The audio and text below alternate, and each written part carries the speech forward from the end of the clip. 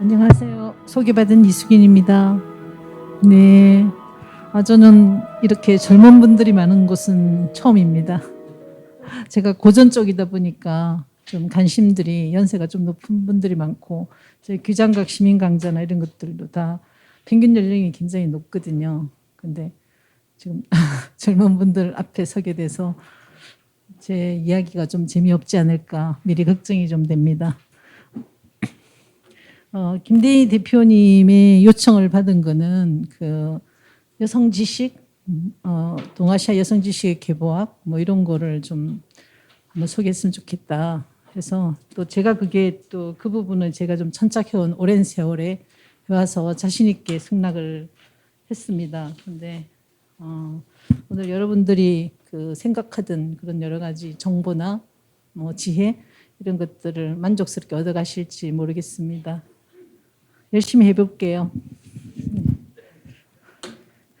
우선 이제 이걸 하기 전에 제가 그동안 어떤 연구를 했는가를 좀 약간 소개하는 게 좋을 것 같아요. 이 오늘 강의랑도 연결되어 있기 때문에. 저는 이렇게 이런 책들을 냈어요. 처음에 제가 이제 한 거는 유교 여성의 기원을 찾아서 이런 주제로 하기를 했어요. 왜 기원이냐 했을 때, 기원이 반드시 이제 그 이후의 역사적 전개와 일치하는 건 아니지만, 기원 속에는 이후에 등장할 수 있는 여러 가능성들이 거기 잠재해 있다는 거예요. 씨앗이나 태아 이런 것처럼. 그래서 기원을 좀 알고 나면 이게 이렇게 변형돼서 변주해서 이렇게 됐구나 하는 그 연결성이 굉장히 좀 쉽게 나올 수 있고, 분명히 그 문화적 특성 같은 거는 있는 것 같아요. 그러니까 동아시아적 특성이라든가 또 뭐 고대 그리스의 특성 이런 건 있는 것 같은데, 그런 점에서 저는 이제 도대체 이 유교 여성관이라는 게 어디부터 출발했을까? 그게 굉장히 제 젊은 시절의 하드였어요. 그래서 유교 경전 5경을 다 털어서 거기서 여성의 윤리의식, 인식 이런 것들을 이제 해서 논문을 냈습니다. 그러다 보니까 이제 텍스트는 주로 유교 경전 5경을 했어요. 근데 제가 5경 가지고 논문을 썼다 그러면 5경을 다 아는 줄 알아요. 그래서 5경 박사인 것처럼 하는데, 사실은 연구자들이 그렇지는 않거든요. 자기한테 필요한 부분만 하기 때문에 오히려 더 지식의 그 넓이에 있어서는 일반 독자들보다 훨씬 못할 수도 있어요. 자기 분야가 하기 때문에. 이제 그렇게 해서 있고, 그 이후에는 보니까 이 중국 걸 하다 보니까 내가 왜 중국 걸 하지? 저의 관심은 저로부터 출발했는데, 저의 어떤 역사적 근원이 뭘까 해서 고민했던 게 유교의 역사적 전개로서 조선으로 좀 내려왔어요. 학위를 하고 한 20년 이상을 이 부분에 주목을 해서 했는데, 조선시대의 그 제도나 담론이나 현실은 어떻게 전개됐는데 이게 유교 사상과 어떤 연관이 있는가, 이런 연구를 했습니다. 그리고 이제 그래서 저는 기본적으로 학문방법론이, 유교 학자니까 유교를 통해서 이제 그 학문에 입문을 했으니까 그 유교를 있는 그대로 계속 예전 그대로 이야기해서는 시대에 맞지 않잖아요. 그래서 그 유교를 분석하고 일단 해체하면서 새로운 유교를 구성하는 이런 작업을 하고 있습니다. 그래서 나온 책들이, 이건 이제 그 동아시아 고대 사상 5경을 연구를 해서 된 거고요. 이거는 이제 열여전은 오늘 제가 집중적으로 지식 부분에서 다룰 텍스트예요. 그래서 이 부분이 번역을 했고요. 이제 그다음 또 여사서를 번역했고, 조선으로 와서는 정절의 정절의 개념을 가지고 조선 사상사를 훑어본 거죠. 했고요. 그 다음에 이제 그 각주로 가서는 신사임당이라는 역사 인물이 어떻게 만들어지고 의미가 뭔가 하는 것들을 이제 연구한 거고요. 그리고 최근에 나온 건 이제 옳은행실도를 번역한 거고요. 이게 주로 이제 이거는 저희 단독 저서고, 공동으로 많이 번역한 건 한 50종 정도. 엄청 많이 밥 먹고 할 일이 또 많았지만 이걸 하는데 인생을 다 보낸 것 같습니다. 네, 제가 이제 이 이야기를 하는 거는, 여러분이 이쪽 전공이 아니시니까 저런 연구를 해서도 밥 먹고 사는구나. 그 연구의 주제나 데서 굉장히 좀 뭐랄까 이렇게 좀 생각을, 전공은 아니더라도 이런 연구도 있구나. 이런 감을 좀 이렇게 느끼시게 하기 위해서 소개를 했습니다. 네. 저는 그래서 대학원 수업이나 이런 데서도 기본 각주로 들어가서 지식을 설명하고 소개하기보다는 다른 연구들이 어떤 연구들이 있는가 구경을 시켜주는 그런 방식으로 많이 하거든요. 어떤 연구들이 어떤 주제가 연구가 되고 있는가, 연구 동향, 그리고 기존 연구의 경향 이런 것들이 참 중요한 것 같아요. 그래야만 그런 것들을 알아야만 자기가 설 자리를 잡을 수도 있고 아 이것도 연구가 될 수 있구나 뭐 이런 거죠. 우리는 이제 유교경전 연구라고 하면 뭐 그 하여튼 뭐랄까 모범적인 말들, 훈계나 뭐 고상한 말들만 있는 것 같지만 사실 철학의 주제들은 굉장히 사소한 것들도 많이 될 수 있거든요. 뭐 요거의 사회사 이런 것도 있잖아요. 하여튼 예. 예, 그리고 이제 오늘은 지식 부분을 할 건데요. 좀 재미가 없을 수도 있겠지만, 예. 기본적으로 유교 사상의 여성 인식은 어디로 출발하는가 하는 것들인데요. 제가 유교 경전 5경을 털다 보니까 그 경전에서 가장 핵심적인 그 말들, 관계나 가장 중시하는 관계는 남녀 관계였다는 거예요. 물론 제가 이제 연구 주제를 그렇게 잡다 보니까 뭐 돼지 눈에는 돼지만 보인다고 다 이 모든 5경의 고리가 남녀 관계에 대한 이야기 같은 생각이 들었어요. 그런데 제가 그렇게 생각을 했는데 다행히 그 사기를 쓴 사마천이 유교경전 5경을 한마디로 정리한 부분이 있어요. 5경의 핵심은 뭐냐라고 했을 때 이런 한자라서 잘 모르시겠죠. 그러니까 이런 이제 그 사기에 나오는 말인데요. 이걸 풀어보면 주역이 5경 중에 하나잖아요. 주역은 근본에 기초하고 근본이라는 이런 거죠. 개를 가지고 세상을 설명하는 거잖아요. 주역이 이게 이제 남성계고 이게 여성계죠. 그러니까 남녀 개를 가지고 이 세상의 이치나 이 세상의 운행을 설명하기 때문에 이제 주역 근본이라는 것은 주역도 곧 남녀 그 특성을 가지고 설명하는 경전이라고 본 거예요. 그리고 시경은 간조에서 시작한다고 했는데 시경도 사실 5경 중에 하나인데 이거는 문학 작품이에요. 시경의 형성 과정을 보면 BC 한 5, 6세기에 10세기까지 올라가기도 하는데요. 항하 유역에 있던 여러 민족들이 일반적으로 그냥 정서적 노래를 하던 것들을 체록을 해서 모아놓은 게 이제 시경이거든요. 그러다 보니까 그 시에는 그냥 그 형이사학적인 이런 말은 없고 일반적인 감정들, 사랑하고 미워하고 질투하고 이런 감정들 대부분이에요.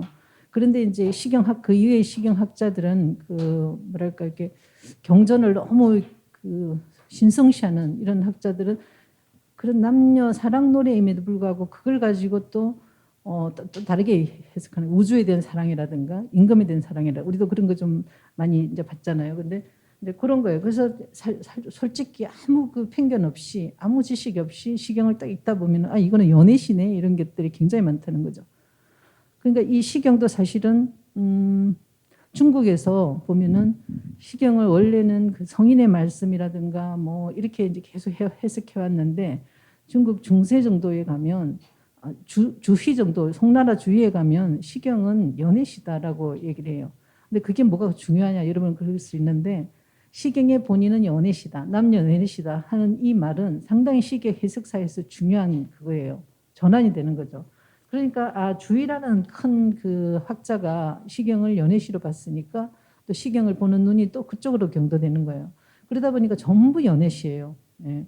근데 저도 시경을 보면 이거는 그 남녀 간에 나타날 수 있는 감정을 다루고 있다 하는 것들을 읽게 됐어요. 그러다 보니까 그 속에는 현대에 쓰는 그 연인들이 쓰는 언어들이 바로 시경에서 연언하는 게 아닌가 하는 것들이 너무 많아요. 예를 들면 내 속에 너 있다 이런 것들이 시경에 다 나와요.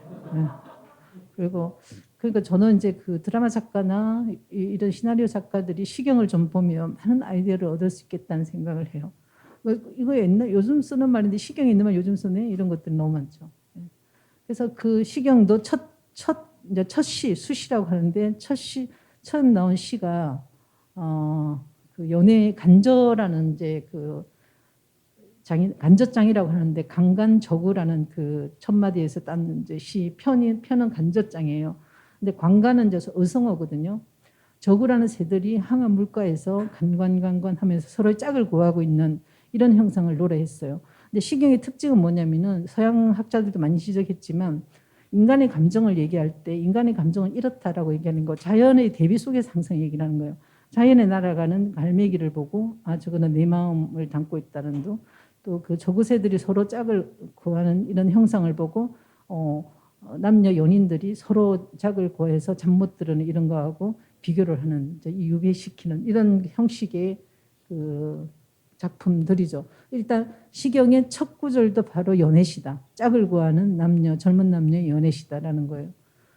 그리고 서경은 이제 그 서경도 사실 정치 철학을 담고 유교의 정치 철학을 담고 있다고 하는데 사실 그것도 딱 보면 이 혼인에 대한 거, 어떤 혼인이 올바름인가, 어떤 혼인이 정치적으로 유리한가 이런 걸 담고 있는 거예요. 이것도 첫 구절이 보면은 요임금이 그 두 딸을 순임금에게 시집 보내는 걸로 시작하거든요. 그 아름답다 칭송하는 거. 그러니까 혼인인 거죠. 혼인, 남녀. 장가를 잘 가야, 시집을 잘 가야 인생이 펴인다 하는 게 이제 그 오경의 기본적인 그거예요. 예. 이거는 그러니까 2500년대 이 의식이 우리한테 와 있는 것 같아요. 요즘에는 결혼은 사실 자기의 삶과 선택인데 조선시대만 해도 결혼 안 한 사람에 대해서 혐오 이런 것들을 조정하는 것들이 있어요. 뭔가 예. 이제 저 이제 후배도 아니 방송 이게 됐어 말하기가 좀 그런데 저의 그 남자 후배도 그러니까 굉장히 오래 한 50이 넘었어요. 근데 그 당시 결혼을 선택 안 하고 혼자 연구하는 걸 성향이 굉장히 차분하고 혼자 충분히 할 수 있다. 이제 번거롭다 이랬는데 계속 사람들 만날 때 결혼했냐 묻는 게 첫 질문이라는 거예요. 그리고 여자들은 또 여자들 불만이거든요. 맨날 왜 결혼했냐 묻냐 하는데 여자들보다 자기는 더 차별을 받는데요. 여자들은 결혼했냐 그러면은 안 했다고 그러면은 그 정도 이뭐 전문가가 되기에는 결혼하기 쉽지 않았겠네 이렇게 나오는데 자기는 결혼 안 했다 그러면 아래로 훑어 본다는 거예요. 얘 좀 어디 이상한가 뭐 이렇게. 그래서 너무 그 불쾌한 경험 많았다 이런 남자들도 힘들다 이런 이야기를 했었어요. 근데 조선시대 실록이나 이런 걸 보면 결혼하지 않은 여자에 대해서 엄청난 공격을 해요. 우리가 사실은 이제 조선시대 전반기까지는 여자들의 삶이 결혼 아닌 절에 승려로 가는 게 굉장히 많았거든요. 이제 승려 가면 고상해 보이는 거예요, 자기 눈에. 물론 고상한 삶을 또 하죠. 불법도 듣고 자기가 거기서 열심히 배우면은 대중들을 앉혀놓고 불법을 설파하고 이런 모습들을 간간히 이제 기록으로 나와요. 그럼 여자들이 그거를 선망하게 돼요. 아, 나도 지식을 갖춰서 저 불법을 설파하는 이런 훌륭한 승려가 되고 싶다. 근데 결혼을 하면 뻔하잖아요. 물론 이제 큰 뭐 대갓집이나 사대부가에 갔다면 좀 말이 달라지겠지만 이제 뭐 똑똑하고 야망이 큰 이런 여성이 자기 신분이 받쳐주지 않을 때는 절로 선택하는 경우가 많았죠. 그 여자들 다 데려와서 결혼시키자고 조정에서 난리예요. 이 사람들 갈 생각이 없는데. 근데 그런 풍경들을 볼 때 유교는 확실하게 짝을 지어주려는 거 완전히 이게 그 하나의 강기를 부리고 있어요. 짝을 맺어야 된다는. 그러니까 오경부터 그래요, 사실. 그래서 이걸 또 이거죠. 그 춘추 시전이라고 춘추전이라고 이렇게 또 오경 중에 하나죠. 이 역사서예요. 역사적 사실을 쭉 적어놓은 건데 역사서 사실이 있는 그대로 한 게 아니고 춘추는 어떤 걸 선택하고 어떤 걸 배제할 것인가가 이제 사관의 그 관점이 들어 있는 거죠. 그래서 거기도 보면 이 사관 역사 춘추를 쓴 사관들에 보면은 결혼제도 정착에 엄청 매달리고 있다는 걸 볼 수 있어요. 이 친령이라고 했는데 친령은 시집 가는 문화거든요. 우리는 시집장가라고 하는데 유교는 시집 가는 문화. 그러니까 혼인 후의 거처를 남편 쪽으로 두는 거를 정상으로 보는 거예요. 근데 우리는 조선 전기까지만 해도 거의 뭐 중기까지만 해도 처갓집에 터를 잡고 살거든요. 장가 가는 문화잖아요. 그래서 그거를 조선 전기부터 계속 바꾸려고 노력해요. 우리도 문명국 중국처럼 시집가는 문화로 바꾸자고. 그게 이제 이름은 친령제거든요. 바꾸자고 계속 그걸 법적으로 얘기를 하고 왕이 솔선수범해서 이제 그 왕자들을 친령으로 이제 하게 되고 이런데도 간섭상 그게 잘 실현이 안 돼요. 그래서 시집 장가 이 절충으로 이제 나가는 경우들이 많아요. 우리가 알고 있는 조선시대 유명한 학자들 대부분은 외가에서 태어났어요. 그리고 이제 외가에서 태어나는데 태어나서 좀 크면은 친가로 오는 경우도 있고 아니면 처가가 그러니까 아버지에겐 처가고 아들에게는 외가가 되잖아요.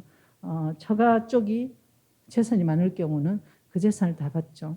그럼 사위가 이제 그 재산을 받아서 그 부인의 그러니까 장인이 털을 잡아놓은 거기에 사이가 정착을 해버려요.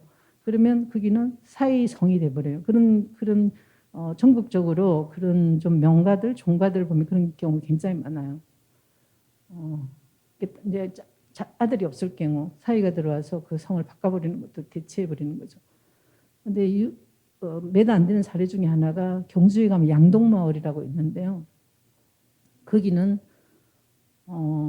원래 손씨마을이잖아요. 손씨마을인데 그 손씨의 손소의 딸이 막내딸이 그 이제 남편을 잃고 어린 아들 데리고 그 살러 오죠.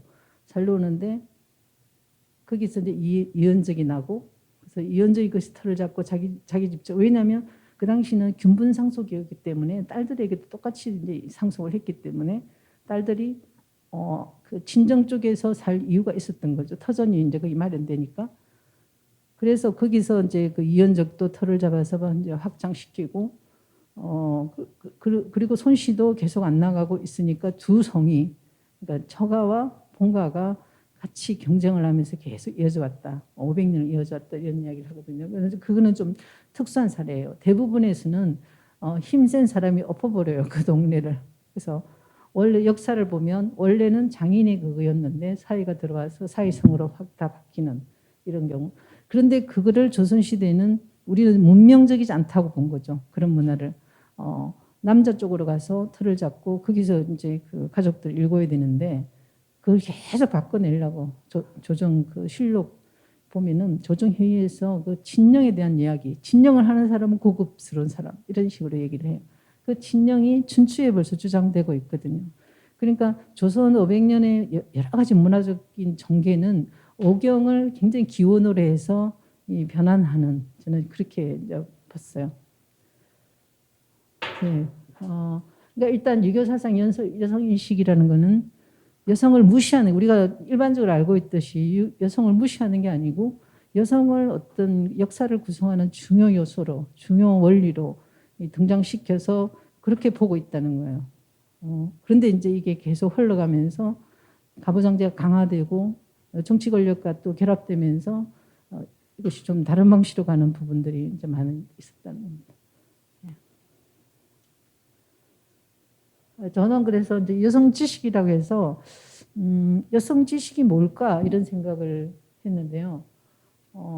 그 링컨의 게티스버그 연설을 패러디를 해갖고 Old people, poor people, by the people을 적용해서 여성을 볼 때 여성에 대한 지식이냐 그건 좀 다르잖아요. 여성의 지식 하면은 아무리 제가 그 영어 변환을 해봐도 여성에 대한 지식은 against, about 이렇게 될 줄 알았는데 of로 쓰더라고요. 그러니까 여성에 대한 지식이 여성 지식이에요. 그러니까 여성에 대한 지식하고 생각해 볼 때 여성을 위한 지식이냐. 여성에 대한 지식이라는 것은 여성을 하나의 도구화하고 대상화하는 거잖아요. 여성은 이래야 된다. 남성 쪽의 그 요구가 강하게 반영돼 있을 수 있는 거죠. 근데 여성을 이해한다 하면은 조금 달라지는 거죠. 여성의 층에서 좀 뭔가를 지식을 구성한다 이렇게 되는데 그보다 더 나아가면 여성이 만든 지식 이거는 확실하게 여성의 주체가 되는 거죠. 그런데 이 세 가지 의미가 다 같이 여성 지식이라는 것을 통용이 됐어요. 통용이 되고 그래서 그 중에는 더 여성이 남성의 노예처럼 만들어내는 지식 구조에 순응하는 이런 측이 있고 아니면은 그 지식을 통해서 자기 주체를 형성해가는 이런 분들도 있고 그러니까 조선시대가 임윤지당 같은 분들이 그렇거든요. 분명히 남성의 지식인데 그걸 자기가 전유를 해갖고 자기가 만들어내요. 그런 게 있고 또는 여성에 의한 지식 그런 지금까지 다 남성이 만든 거다. 여자가 만들자 이런 이제 일부 아주 소고 이런 이제 나오죠. 이거 다 남자한테 말 잘 들으라고 하는 지식이네. 우리가 만들어 보자 뭐 이런 것도 있고요. 하여튼 그래서 여성 지식이라 할 때도 그 다양한 층위에서 이해가 좀 돼야 되겠어요. 예, 그렇다는 겁니다. 그럼 지식에 대해서 사실은 그 지식이 뭔가 지식론을 쭉 이렇게 보면은 굉장히 복잡한데요. 여기서 이야기할 상황은 소개해드릴 상황은 아닌 것 같고, 이제 그 아리스토텔레스에 의하면 지식에는 크게 세 종류가 있다라고 얘기하잖아요. 이론적 지식이 있고, 또는 실천적 지식이 있고 생선적 지식이 있다라고 이제 구분을 하는데 사실은 유교 지식은 이 세 개가 다 들어있는 것 같아요. 이론만 해갖고는 되지 않거든요. 입만 나불거린다고 지식이 아니라고 얘기하거든요. 그러니까 실천이 담보돼야 된다 이런 얘기를 하고 그리고 또 그 지식을 가지고 뭘 만들어내는가 뭐 물건을 만들어 이런 차원이 아니라 반드시 그 지식을 습득했을 거면 그 지식을 이용해서 또 다른 세계를 구상하고 만들어내야 된다라는 얘기예요. 어쨌든 이런 이제 여러 가지 지식에 대한 얘기를 가지고 열여전이라는 텍스트를 통해서 여성 지식이 어떻게 구성되고 그 사례들은 어떤가를 이제 보겠습니다. 여러분 열여전이라는 책을 들어보셨나요? 예. 들어보셨어요? 왜 웃으시나요?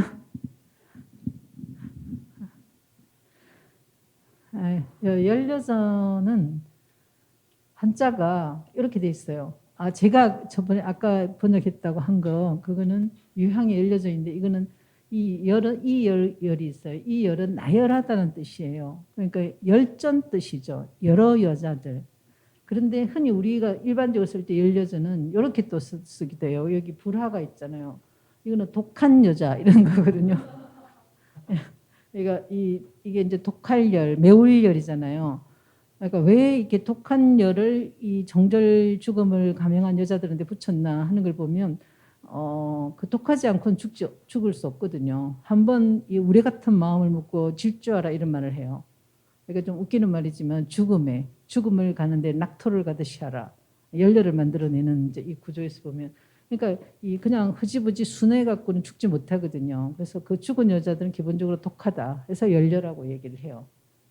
근데 흔히 이제 쓰이는 건 우리가 열렬하고 이렇게 쓰는데 이거는 정절녀, 남편을 따라 죽은 여자를 얘기하는 거고 이 열렬은 여러 여자 이런 뜻이죠. 그러니까 그 가치 개념이 없는 거죠. 이 안에는.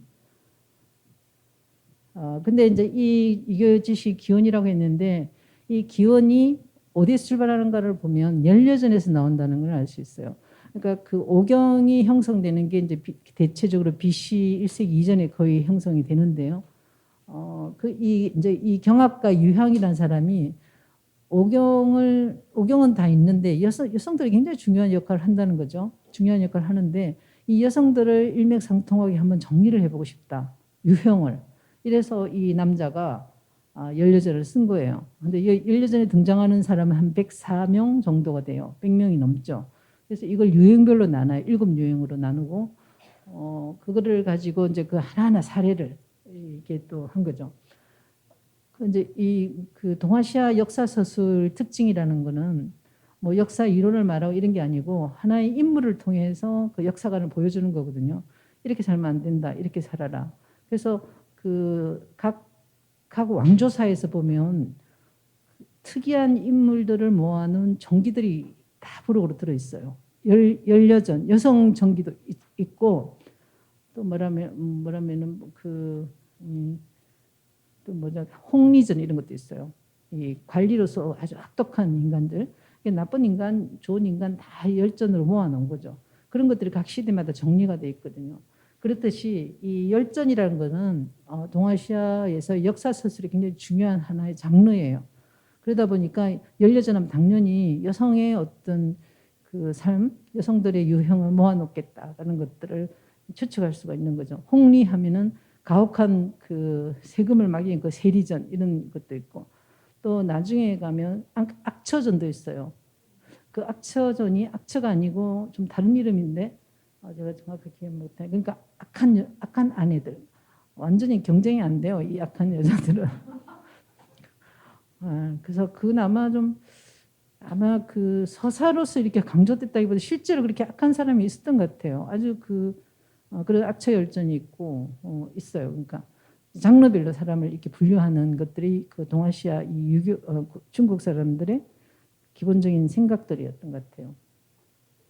유형은 처음으로 이제 여성의 정기를 만들었는데 이 7가지 유형이라는 것은 크게는 어머니, 아내, 지혜, 정절, 도리, 지식, 나쁜 여자들 이렇게 나와요. 나오는데 이게 이제 편명들이거든요. 근데 이 편명마다 한 15명 정도, 하나가 14명이고 15명 정도를 쭉 얘기했는데 이게 사실은 보면 교훈서라고도 하고 역사서라고도 하고 문학서라고 돼요. 굉장히 문학적인 내용도 많이 들어있거든요. 거기. 그러니까 또 철학에서는 철학서라고도 하고 이런 이걸 읽다 보면 제가 처음에 번역을 했을 때 그 서평을 몇 분들이 이제 그 쓴 걸 보는데 이 연료선을 보고 보니까 유학 속에 유학 사상 속의 여자의 세계는 여자 말을 들으면 성공하고 여자 말을 안 들으면 실패한다는 이 구조로 돼 있다는 거예요.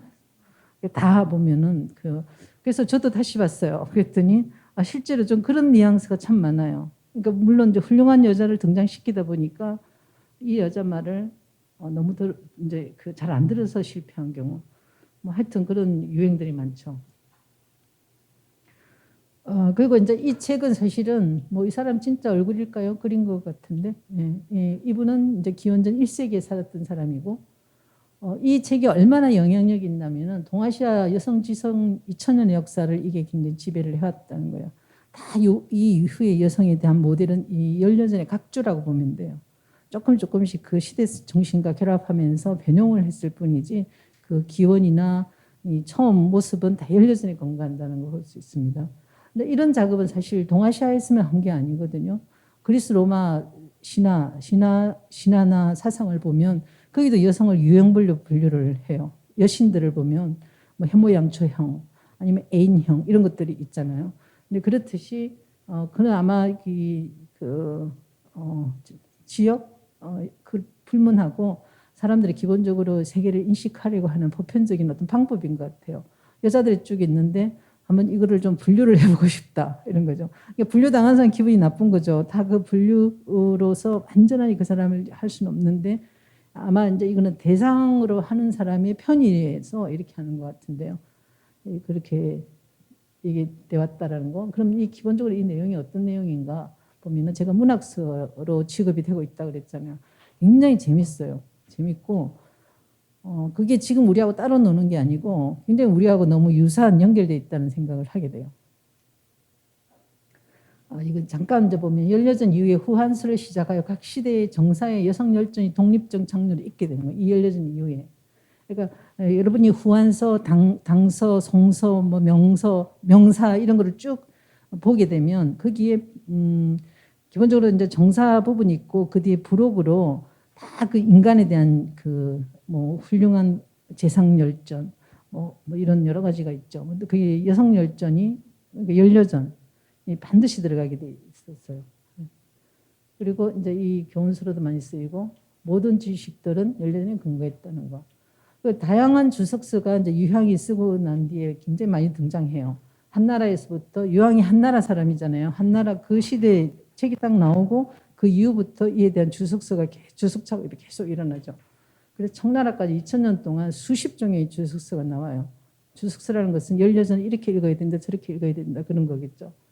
또 조선에서는 태종대에 수입을 해요. 수입하는데 조선은 또 재밌는 거는 연려전이 나쁜 여자 편도 있잖아요. 7편 중에 마지막 편이 있는데 조선에서는 그거를 그 나쁜 여자는 없애버려요. 좋은 여자 6만만 오고 나쁜 여자 7편은 얼패전이라 해서 이거는 보고 배울 수 있겠다 해갖고 없애는 치밀함을 보이죠. 그리고 이제 현대 중국권에서 지속적으로 나와요. 그러니까 어떤 우리는 그 중요한 텍스트가 있으면 그 텍스트의 생명이 나옴으로써 끝나는 게 아니라 그게 고전이거든요. 끊임없이 그 시대 정신으로 다시 해석하고 다시 번역하고 하는 거죠. 앞으로도 연려전은 수없이 많은 종들이 나올 거예요. 제가 벌써 번역을 했는데 그 이후에도 또 나왔어요.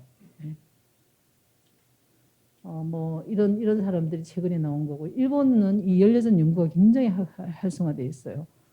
그래서 일본 같은 경우는 1969년부터 벌써 연려전 번역들이 나오고 우리나라는 90년대에 나왔는데 뭐 이런 것들이 나오고 이 상기순일 한글로 하면 이분은 평생을 연려전 연구 일본 학자들은 좀 그런 게 있더라고. 우리는 이거 하다가 좀 더 다른 관심을 옮겨가기도 하는데 이분들은 평생을 그 한 텍스트의 전공자로 전문가로 좀 인생은 재미없을 것 같은데 학문적인 업적은 대단한 거죠. 네.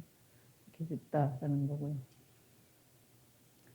일단 모의를 보면 어머니의 모범 14명을 이제 등재를 하고 있는데요. 대체적으로 그러니까 신화 시대, 역사 시대가 이렇게 나눠져 있어요.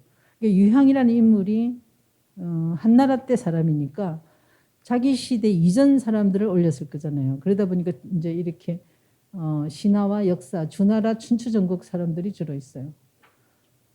그런데 이 어머니들을 보면 이제 순임금 아까 두 아내라고 하는 이게 이제 첫 번째 실려 있는데요. 예, 이분들은 요 임금이 신화시대 이제 얘기를 보면 우리는 아들로 권력이 이양돼 갔었는데 아주 고대에는 능력별로 갔다는 거예요. 그래서 요 임금이 천하를 굉장히 잘 성군인데 자기 후계를 누구 삼을까 신하들과 많이 의논을 해요. 근데 이 아들이 있긴 있었어요.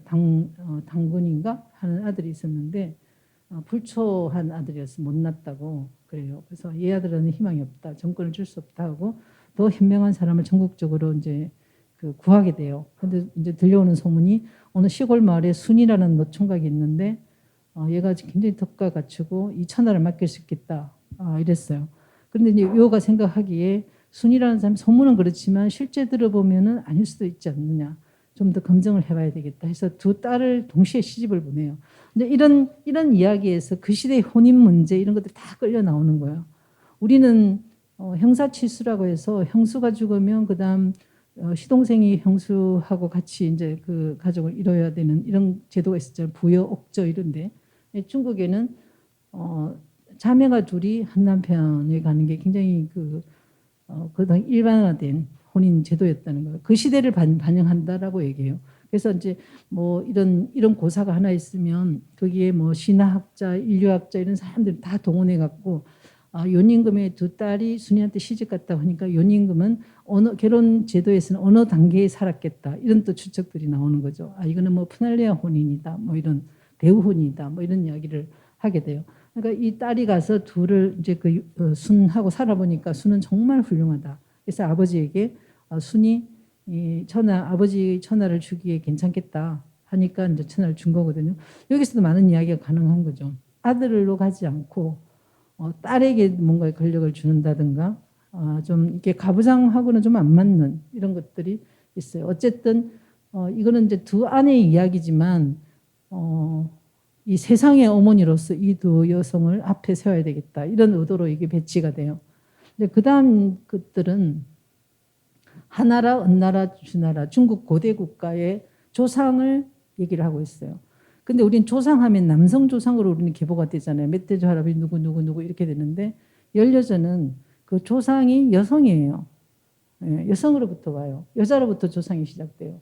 사실 조자는 이 조자잖아요. 이 조자를 파자를 하면 그 문자학자들은 이 조자가 이게 남성 성기라고 하거든요. 이쪽 뒤에 변이 있는 게. 이 시자는 사실은 그 종교적인 신앙적인 글자예요. 뭐 경배하다 이런 때 시자를 보이는데, 그러니까 할아버지의 성기에 경배를 한다. 뭐 이런 돼 있다는 거죠. 이 각골문이고 이게 금문인데 여기서 변형된 게 이거라는 거예요. 그래서 조하면은 할아버지, 생식기 뭐 남성의 생식기를 가진 할아버지 이렇게 되는 거예요. 근데 연려전에서는 다 남자가 여자가 다 여자부터 시작해요. 그 기원이. 예를 들면 여기서 이제 주족의 조상은 우리가 후직이라고 해요. 후직인데 농사의 신이었거든요. 농업에 충실한 그런 신이었는데 어릴 때 이름이 기예요. 기. 버릴 기죠 이게. 근데 그 어머니가 강원이거든요. 이 강원이 어떻게 기를 낳아서 길렀는가의 이야기가 연려전에 실려 있어요. 처음에 이제 이 강원도 보면 결혼을 하지 않는 처녀예요. 성모죠, 성모. 이제 결혼을 하지 않았는데 어느 날 들판에 좀 놀러를 나갔는데 큰 발자국을 가진 이런 발자국이 있어서 그 발자국을 따라가다가 놀다가 왔는데 임신이 된 거예요. 이렇게 약간 이야기가 좀 되는 것 같죠. 그래서 임신이 됐는데 그래서 임신이 아닐 거라고 생각했는데 임신이었어요. 그래서 아기를 낳았어요. 그래서 불길하다 해갖고 버릴 기잖아요. 들판에 갖다 버려버려요 애를. 버렸는데 그 애기를 들짐승 뭐 새 이런 애들이 다 같이 키워요, 걔를.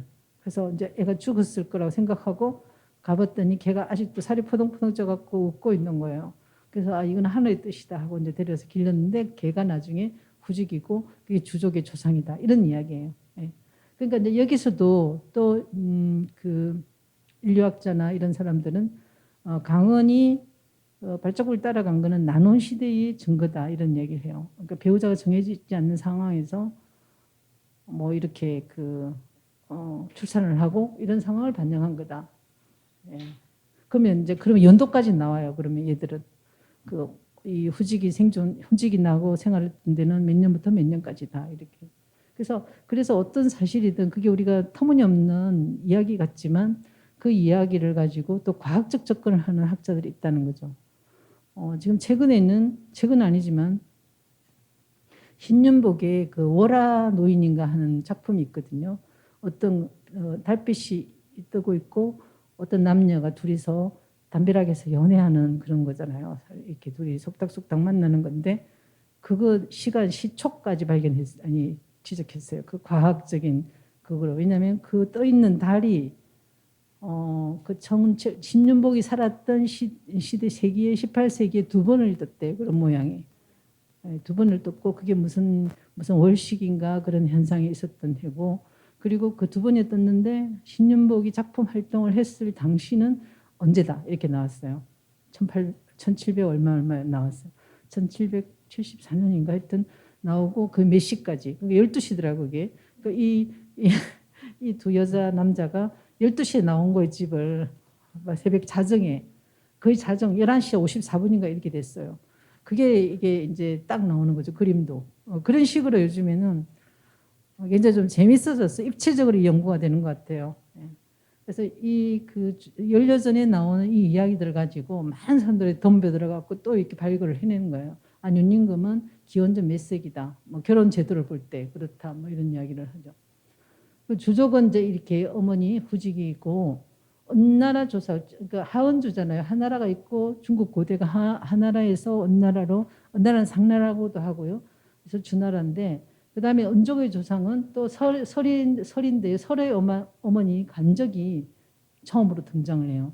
이 간적도 사실은 냇가에서 모욕하다가 제비가 떨어진 알을 주었는데 이렇게 저렇게 너무 영롱해서 보고 있다가 갑자기 이게 입에 들어가갖고 삼켜갖고 임신이 됐다 이런 식의 얘기예요. 그러니까 뭐 성모 마리아가 예수님을 낳는 이런 구조예요. 그러니까 아비 없이 어머니만 탄생했다. 또 그 이유도 많은 사람이 설명해요. 그 시조에 대한 아비를 설정해버리면 그 건의가 그 아버지한테 가버린다는 거예요. 그 아버지가 또 시조가 되는 거잖아요. 그래서 어머니를 거쳐서 이 시조의 존재를 드러낸다 이런 이야기를 하는데 하여튼 여러 가지 이제 설명들이 있어요. 이 설도 그래서 이제 그 어머니가 나서 하늘이 주신 아이라고 길렀는데 나중에 주나라의 시조가 됐다 이런 이야기 계속 나오는 거죠. 그리고 이제 주나라에 오면 역사 시대로 오면 주실산모라고 해서 이 세 분의 여자가 나와요. 주나라 문왕의 부인, 문왕의 어머니, 문왕의 부인 또는 뭐 무왕의 부인 뭐 이렇게 이제 성녀죠. 이 사람들은 성녀예요. 그래서 이 주나라가 사실 기원전 10세기 이 정도 10세기 7, 8세기 이렇게 이 정도에 나오는 그 시대인데 이때 나오는 이 여성의 이름들이 조선시대 사람들 여자 이름에 많이 들어와요. 그것도 너무 우리가 아는 신사임당도 이름 어디서 떼었냐면 태임에서 떼오거든요. 태임이라는 문왕의 어머니죠. 태임에서도 오고 온다든가 그 여성들이 이제 일단 지식 여성들이 자기 정체성을 찾을 때 호를 지을 때 난 누구를 닮겠다 이런 거 있잖아요. 그럴 때 다 이런 세 명의 여자에서 이름을 따간다는 거죠. 그 정도로 이게 얼마나 그 역사 속에서 이들이 계속 살아 있었나 하는 것들을 볼 수 있어요. 또 우리가 잘 아는 맹자의 어머니도 여기 어머니 한 꼭지를 담당하고 있어요. 그런데 맹자를 보다 보면 그 어머니가 교육을 이렇게 시켰다는 게 없어요. 없고 사실은 열려전이라는 책의 성격은 문학서로도 분류되어 있듯이 저자가 그 각색을 한 부분들이 많거든요. 어떤 책에 나오는 한 꼭지를 가지고 이제 이 맹자가 훌륭했어요. 근데 맹자 아버지는 일찍 죽었어요. 그러면 맹자가 어떻게 훌륭하게 됐을까? 작가적 상상력을 발휘하는 거죠. 그러면 어머니이겠다. 그래서 어머니를 집어넣는 이런 방식인 것 같아요. 그래서 맹자 수많은 이야기가 나오죠. 여기도 맹자 어머니가 맹자를 어떻게 교육을 시켰냐. 알듯이 이제 맹모 삼천지교 이런 거도 있죠. 뭐 처음에 묘지에 근처 살았더니 맹자가 뭐 그 장례 행렬 그 흉내 내고 있어서 안 되겠다. 시장으로 이제 갔다가 시장에 갔더니 장사하는 걸 흉내 내고 있어서 또 다시 서당 쪽으로 간다. 뭐 이런 교육 것들이 나오는데 맹자를 다 찾아봐도 이런 교육은 없어요. 단지 이제 뭐가 있냐면은 맹자가 대부가 이제 됐거든요. 그 당시 신분적으로 좀 높은 게 됐을 때 어머니 장례를 굉장히 화려하게 지내요. 그러니까는 사람들이 당신 아버지 제사 때는 굉장히 초라한 걸로 기억하는데 어머니는 이렇게 화려하게 지내면 균형이 맞지 않지 않느냐. 그때 맹자가 뭐라냐면은 아버지가 돌아가셨을 때는 아무것도 모르는 초야의 선비였고 어머니는 지금 내가 어느 정도 일으킨 데 이제 갔기 때문에 내 지혜에 맞게 어머니를 한다. 이 한마디가 아마 유향의 그 문학적 상상력을 자극한 게 아닌가 저는 그렇게 생각돼요. 지금도 맹자는 그냥 조선시대는 중국이나 보면은 이런 사실화돼 버린 거예요. 맹자의 어머니 교육은. 맹모는. 지금도 강남 교육일 때도 왜 맹모라는 이를 달고 저는 영업하는 것도 많이 봤거든요. 예. 뭐 그리고 이제 그 다음에 다양한 어머니들인데 이제 여기서도 초나라 자발의 어머니라고 해서 이 어머니가 또 한 행적. 이 이야기가 똑같지가 않아요. 다 그 상황이 다르고 그런데 결론적으로는 자식을 훌륭하게 기른 어머니로 이제 이 결론이 가는 거죠. 예. 여기서 모이라는 것도 사실 어머니의 모범이라는 뜻이죠. 그러면 여기서 좀 대표적으로 몇 명을 본다면 자발의 어머니는 어떤 이야기를 하냐면은 아들이 이제 장군이 됐어요. 어떤 정투에서. 이게 초나라 자발이니까 춘추 전국의 상황이니까 수시로 전쟁이 일어나는 상황이거든요. 그러니까 이 열조전에 등장하는 많은 어머니들은 자식을 전쟁터에 보내면서 하는 훈계 이런 말들이 굉장히 많아요. 그 시대상을 반영한 거니까. 그래서 그 자발은 기본적으로 교만하지 않아야 된다. 이런 걸 계속 아들한테 이제 훈련을 시킨 거예요. 그런데도 이 아들이 뭐 태생이 교만했는지 어머니 말을 잘 안 들어요.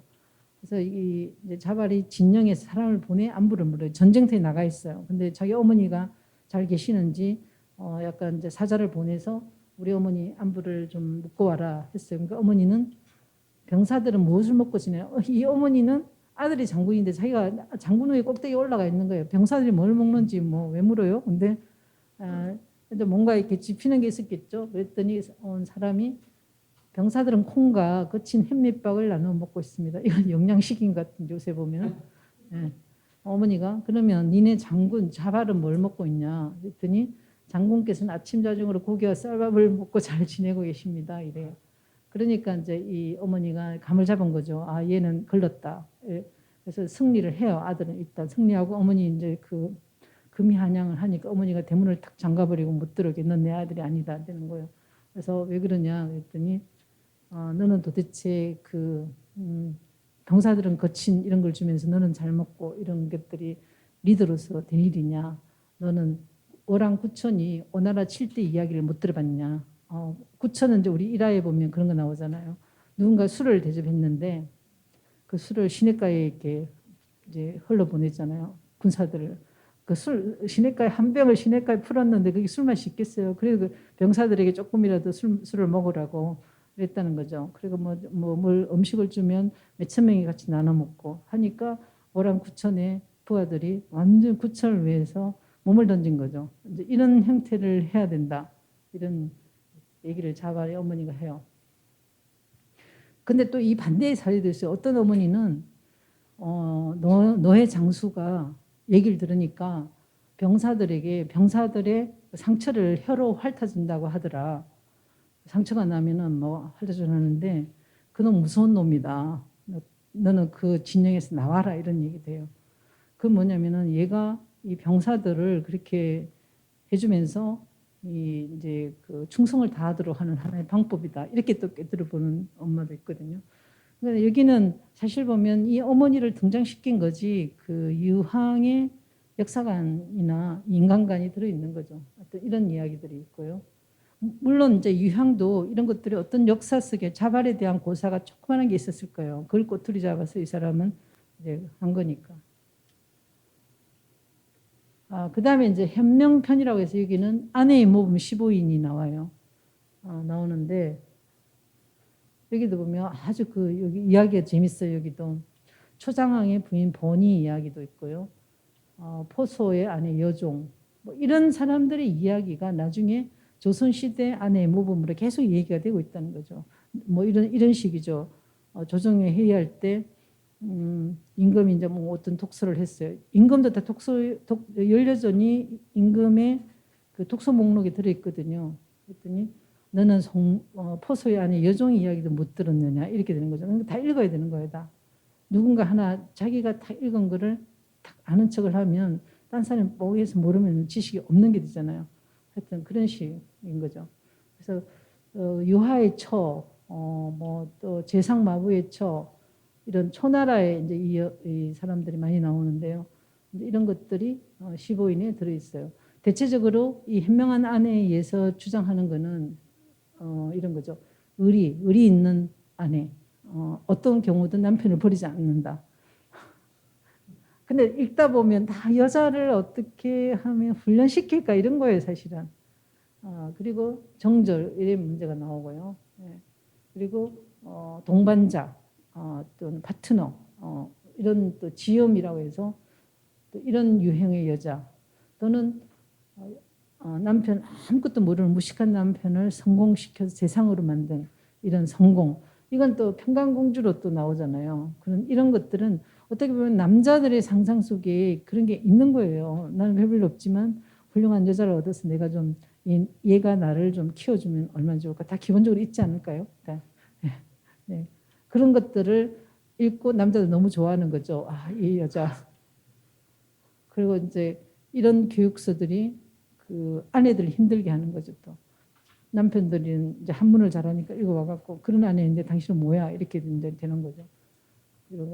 그리고 이제 이 초나라 3명의 여자들은 출세 말고 행복하자 이런 이야기를 또 해요. 그러니까 다양한 그 지점들이 있거든요. 모범 중에 하나. 그러니까 제 생각에는 여기서 내가 누구를 닮겠다 이런 것보다 여기서 내가 지향하는 어떤 그 유형과 맞는 사람을 이렇게 연결하는 게 좋을 것 같아요.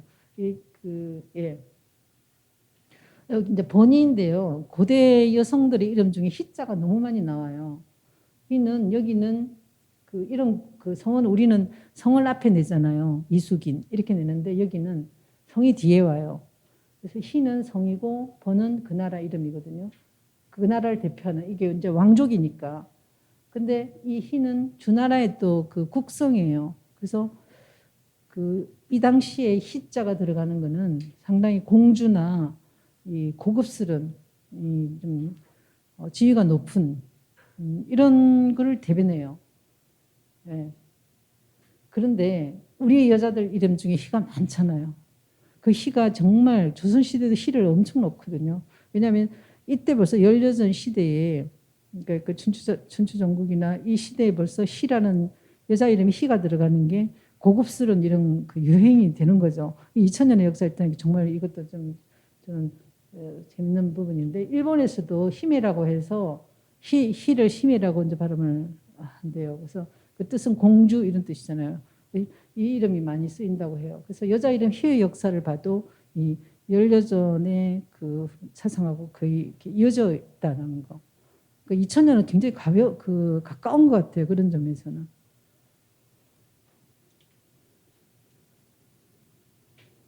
그래서 이제 그 중에 이야기 중에 그 남편을 성공시킨 아주 그 하이라이트가 제나라 제상 안자의 말을 끄는 마부의 처 이야기예요.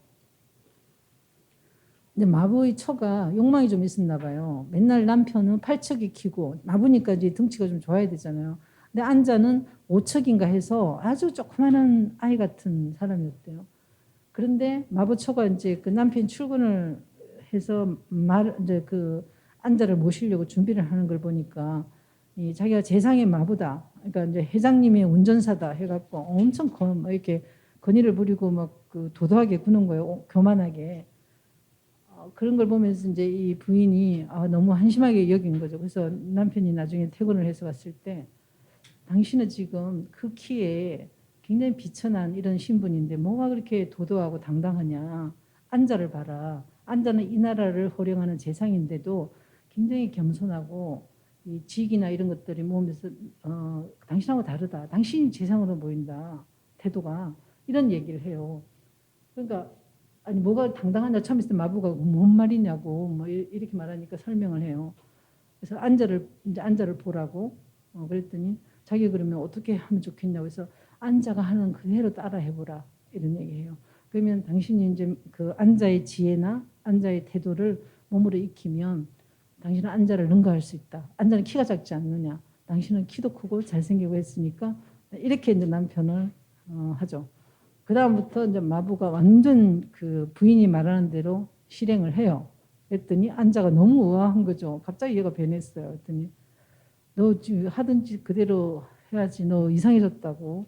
그러니까 무슨 일이 있었냐 그랬더니 실은 나의 아내가 이렇게 말했다. 그랬더니 안자가 조정에 가서 자기 마부를 어느 지에 한다 이제 그 추천한다고 얘기해요. 무슨 말이냐? 지금 제가 뭘 한다고 그러냐 했더니 얘 마누라를 보니까 얘는 앞으로 훌륭한 사람이 될 수 있겠다. 그래서 이 마부를 무슨 그 굉장히 그 5급 정도 되는 그에 채용을 하는 이런 것들이 나와요.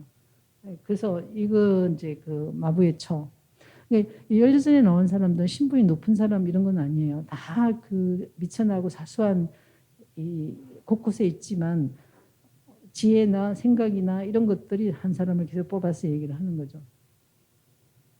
그 초나라 아까 접여의 처 같은 경우는 초나라 접여는 은자로 소문이 났어요. 그래서 어느 이제 그 초나라에서 이 사람을 재상으로 모시려고 해요. 막 그 엄청난 그 화려한 수레나 이런 것들이 와서 모셔가려고 하는데 접여의 처가 밖에 나서 일을 하고 바구니에 뭐 이렇게 캐서 오는데 자기 집 밖에 굵은 막 수레 자국이 있어요. 이게 뭔 일이냐 했더니 접여가 이제 당신은 고생 끝났다. 내가 초나라에 등용이 돼서 이제 가면 우리는 고기와 이런 걸 막 먹으면서 이런 풀 같은 거 안 먹어도 되고 이제 고생 끝났다고 얘기해요. 그러니까 부인이 뭐라냐면은 그게 말이 되는 소리냐 이거죠.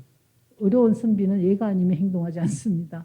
가난하다고 하여 지조를 버리지 않습니다. 또 천하다고 하여 늘 행하던 것을 바꾸지 않습니다. 만약 다른 사람이 많은 녹을 받고 다른 사람이 좋은 수레를 타고 다른 사람이 보면 살찐 고기를 먹는다면 장차 무엇으로 그것을 보답하겠습니까?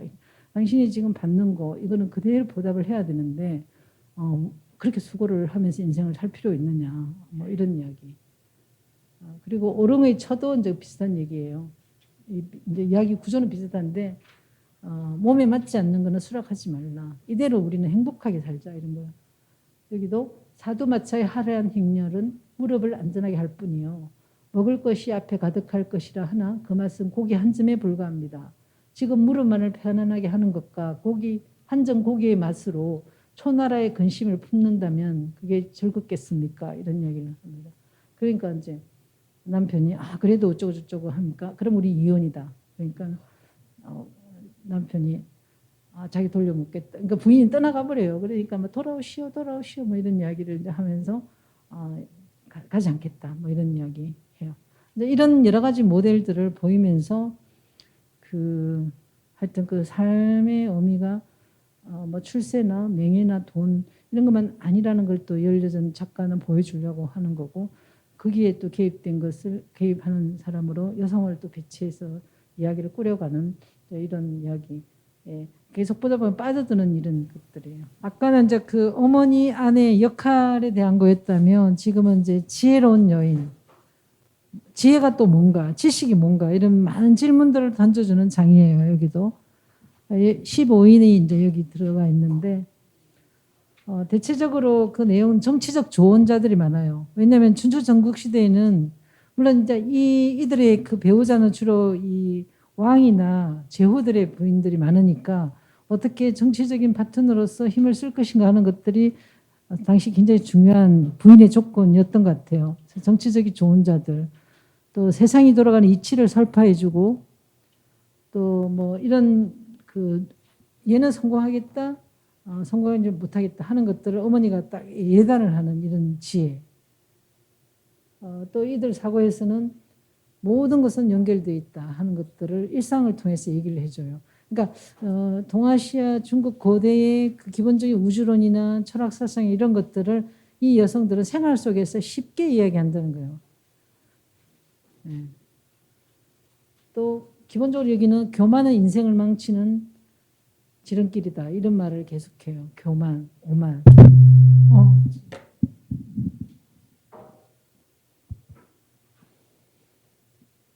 네. 이 중에 이제 손수고라고 있는데 초나라 재상인데 역사에도 굉장히 이 사람 많이 언급을 하고 있죠. 훌륭한 재상으로. 이 사람 어릴 때 일화를 얘기해요. 그러니까 열여전에는 보면 역사적으로 훌륭한 인물들의 배후를 많이 얘기해 준다는 거예요. 뒷이야기. 우리는 그냥 언제 재상이 되었고 뭐 무슨 제도를 만들었고 무슨 전쟁에서 이겼고 이런 사건 중심, 이벤트 중심으로 역사를 이해하는데 이 열여전은 입체적으로 해준다는 거예요. 그 사람이 어릴 때는 어떤 성향이었고 가족 관계는 어떻고 네.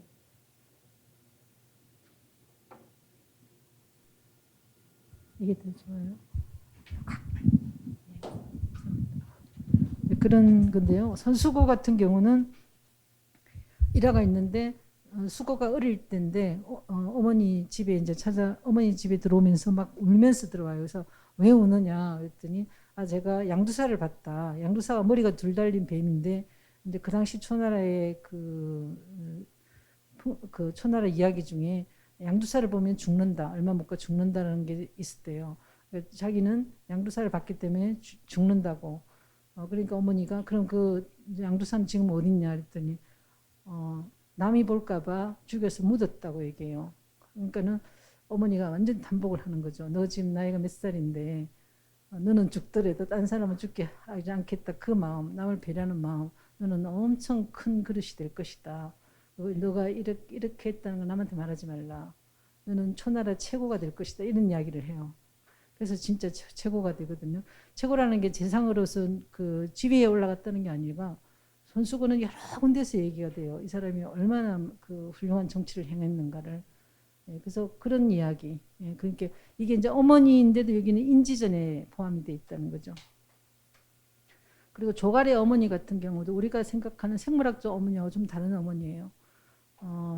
조갈의 아버지가 조상가 그래요. 그 아버지가 엄청난 명예를 얻었어요. 장수로서. 얻으니까 그 나라에서 조나라에서 그 아버지의 명예에 걸맞는 아들일 것이다 하고 이 아들에게 장수를 임명을 해요. 최고의 지위로 하니까 그 어머니가 왕에게 나아가서 우리 아들은 그 아버지 반도 못 따라간다. 아버지 아들이라고 생각하면 안 된다. 이 아들은 너무 오만하고 교만하고 그리고 아랫사람 부리기를 자기 종처럼 하고 근데 내 남편은 그러지 않았다. 굉장히 신중하고 뭐가 들어오면은 다 나누고 이랬는데 이 아들은 재산이 엄청나다. 뭐 이런 이야기예요. 얘는 반드시 전쟁에 나가서 패할 것이다. 그 중요한 전쟁에 아들을 보내면 안 된다. 그러니까 왕이 있다 결정된 거라서 어쩔 수 없습니다. 뭐 이렇게 해요. 어머니가 보는 아들하고 다를 수 있다. 그랬더니 어머니가 그럼 약속을 해달라. 그때 이제 그게 있었대요. 그 어머니에게 연자제가 있었던 거죠. 가족들에게 실패한 장수에게 패하는 장수에게 전 가족을 책임지우는 그런 게 있는데 나는 걔 어머니로서 연자제에 걸리는데 내 좀 안 걸리게 해달라. 나는 지금 말했고 그러니까 나는 살게 해달라. 뭐 이런 얘기예요. 그러니까 왕이 알겠다고. 그럼 연자제는 당신한테 걸리지 않게 해주겠다. 이랬는데 조갈은 이제 역시 엄청난 많은 군사를 끌고 가갖고 패망을 해요. 그런데 어머니는 자기는 미리 얘기했잖아요. 어머니는 살아남아요. 그런 이제 이야기가 있어요. 그리고 이제 초나라 모왕의 등만 같은 경우도 초나라 모왕이 계속 정치적인 그 의견이나 이거는 사건은 어떻게 될 것 같으나 저 인물은 어떻게 될까 이런 것들을 계속 아내한테 물어요. 아내가 다 얘기를 해주죠. 그래서 만물이 영성하여 극에 달하면 반드시 혜태의 길을 항하게 되고 해가 중천에 떠 있다가도 점점 옮겨 저쪽으로 가듯이 가득 차면 기우는 것이 자연의 도입니다. 이건 주역에 나오는 말이거든요. 이런 식으로 이제 계속 그 하는 이런 거 이런 여자들이 이제 그 인지전에 있는 거 보면 지식의 여기서 말하는 지식이나 지혜라는 게 상당히 범주가 높다는 걸 볼 수 있는 거죠. 또 하나 이제 정순인데 이게 좀 약간 저기 그 연료의 그 기원이에요. 이거는 정절의 의무를 다한 여자들 남편에 대해서. 그래서 뭐 유명한 그 제나라 기량의 처가 있고 노나라 가부 뭐 다 가부들이 나와요. 어떻게 하면 수절을 하면서 그 남편의 뜻을 기리면서 평생을 했는가. 그리고 수절을 하는 중간에 방해하는 사람을 어떻게 처단했는가 이런 이야기예요. 그래서 이들이 다 이제 신체를 훼손해요. 막 미모의 여자, 그러니까 이제 어린 나이에 혼자가 됐으니까 주변에서 다 이렇게 좀 어떻게 해보려고 하면 이 여자가 나 미모 때문에 그런가 코를 베버려요. 뭐 이런 식으로 이 흉악한 얼굴 이렇게 그게 진짜 그렇게 있었다는 거예요. 뭐 연례 뭐 이런 우리나라에 와서는 상강행실도 오령행실도에 다 여자들이 등재되고 그러니까 조선에서는 다양한 능력을 가진 여성을 보는 게 아니라 오로지 정절을 지킨 여자, 남편에게 최선을 다한 여자만으로 일색을 꾸며요. 그래서 조선시대는 어떻게 보면 열여전의 7분의 1도 안 되는 그런 이야기들을 그런 그 교육으로 여자를 몰고 간 거죠. 그래서 이제 기량처도 굉장히 중요한 그 고사로서 한국 문집 총관이나 우리 저기 보는 고전 자료를 검색해 보면 기량의 처가 엄청 많이 인용이 돼요. 기량의 처는 어떠냐 이 사람은 남편이 전쟁에 죽었어요. 근데 이 여자가 전쟁에 가서 남편 시신을 찾으려고 해요. 시신을 찾았어요. 죽음을 확인하고 통곡을 하는데 그 옆에 있던 성이 무너져 내렸어요. 감동을 해갖고. 그리고 이제 그 다음에는 이제 남편 죽고 그랬으니까 난 살 길이 없다 해서 이제 자결을 하는 이런 게 마무리되거든요. 이걸 조선에서는 계속 이 기량처를 모델로 얘기를 계속 하는 거예요. 이게 심지어는 그 전장에서 남편 죽은 시신 찾아 끌어안고 통곡하다 성함 이 이야기 이제 간단한 건데 이게 근대 전환기에 가면 우리나라에 조선에서는 거주 이동이 별로 없었잖아요. 조선시대 선비들은 그냥 그 지역에서 최선을 다하다 죽는 삶이었다면 근대 시기에 가면서 19세기 말에 가면은 북간도로도 가고 만주로도 가고 사람들이 많이 이동을 하거든요. 또 뜻있는 의사들이 또 글로 이동하고 가족을 데려가기도 하고 그렇게 되는데 그들이 거기서 죽는 거예요. 죽으면 그 부인들이 그 죽은 남편의 시신을 끌고 고향으로 돌아오는 게 부인의 의무예요. 그게 열여전의 대다수의 이야기들이에요. 그러니까 그때는 고향으로 돌아가야 된다고 생각하는 거거든요. 그러니까 그 일을 어떤 부인, 누구의 부인은 연련대 그 시신을 끌어다가 고향 어디까지 그 안장을 했다. 이런 게 미덕으로 얘기된다는 거죠. 그 기원이 바로 기량의 처에 있다는 거예요. 그러니까 기량의 처처럼, 그러니까 조선의 기량처다. 뭐 이렇게 나오는 거죠. 그러니까 이 열여전의 영향력이라는 게 정말 한 2000년, 2500년 이렇게 간 거죠. 그 다음에는 이제 의리를 지킨 여자들인데 이거는 아까는 정순전에서 남편에 대한 의리 이거 있다면 이거는 다른 가정과 여러 관계에 대한 의리 인간 일반의 의리를 얘기하고 있어요. 여기서도 보면 뭐 곰으로서의 의리 지킨 사람 또 계모로서의 의리 지킨 사람 뭐 이런 여러 가지가 이제 되고 있고요. 다양한 관계 속에서 인간 도리를 실천한 여성들 또 신화된 자격으로 충을 실천한 사람들 이렇게 그래서 여기서 뭐라 하냐면은 이름이 작다고 해서 소문이 나지 않는 것이 아니며 행실을 값진다 해서 드러나지 않는 것은 아니다. 이런 그 논조로 그를 실천한 여성들을 싣고 있죠. 이 중에 이제 아까 주의 이의라고 여기는 계모와 그 은여 아니 계모와 그 딸 사이의 이야기인데 이제 그 남편이 죽었어요. 그러니까 그 계모예요. 그분은 계모고 그 전 남편의 딸하고 같이 그 남편이 장례식을 치르러 이제 어느 섬으로 들어가게 됐는데 그 섬의 원칙은 진주가 나는 그 지역이었어요. 기한 진주가. 거기서는 진주를 가지고 밖으로 나갈 수가 없어요. 그런데 바쁜 과정에서 이 진주가 이 부인의 그 함 속에 들어가게 돼요. 들어가게 되니까 나중에 이제 그 관리들이 예를 들어 이제 밖으로 나오려는데 관리들이 수색을 하다 보니까 진주가 나왔거든요. 금지된 게 나왔어요. 했더니 당신은 지금 감옥에 가야 된다. 이게 불법이다. 어겼다. 법을 어겼다 하니까는 이 어머니도 너무 황당하고 자기는 그런 일이 없는데 황당한 거예요. 그리고 자기가 실수로 한 것도 아닌데 누가 이랬지 이제 고민을 하는 중에 딸이 탁 나타나갖고 제가 그랬다고 제가 이거를 어머니 화장 속에 넣었다 이러니까 계모는 얘가 넣었구나 생각하면서도 이 아버지 없는 어린 딸을 그대로 이 범법자로 만들기가 너무 안 됐어요. 그래서 아니다 내가 했다 서로 이제 둘이서 안고 서로 뭐 자기가 범인이라고 얘기를 해요.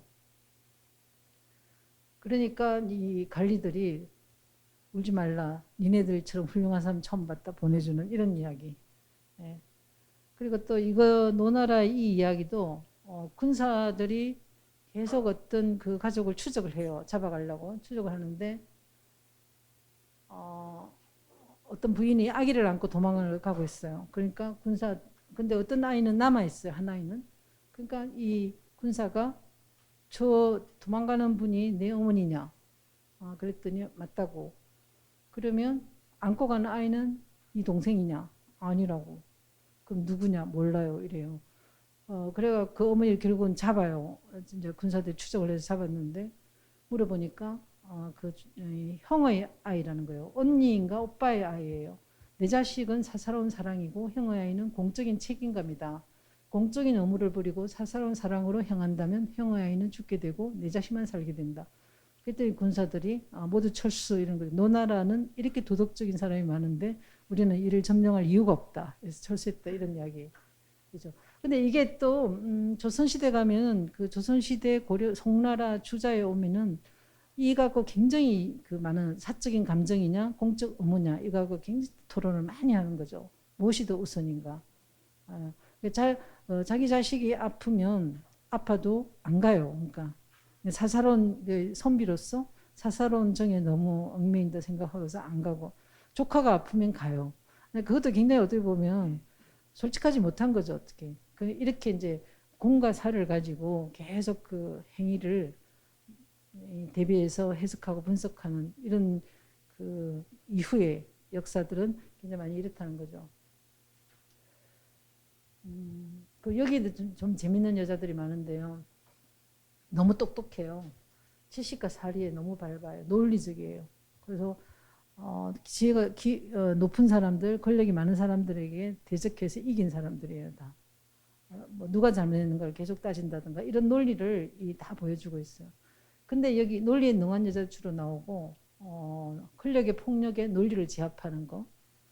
근데 기본적으로 이 변통전에 보면 똑똑한 여자를 못생겼다는 걸 계속 유포하는 것 같아요. 아니 여기는 다 못생겼어요. 근데 이것도 역사가 있잖아. 우리 역사 계속 나오잖아요. 그러니까 뭐 쟤 너무 똑똑해 그러면 아니야 쟤 못생겼을 거야 똑똑하니까 뭐 이런 이야기. 그리고 지식과 외모는 별개다 하는 것들을 계속 유포해요.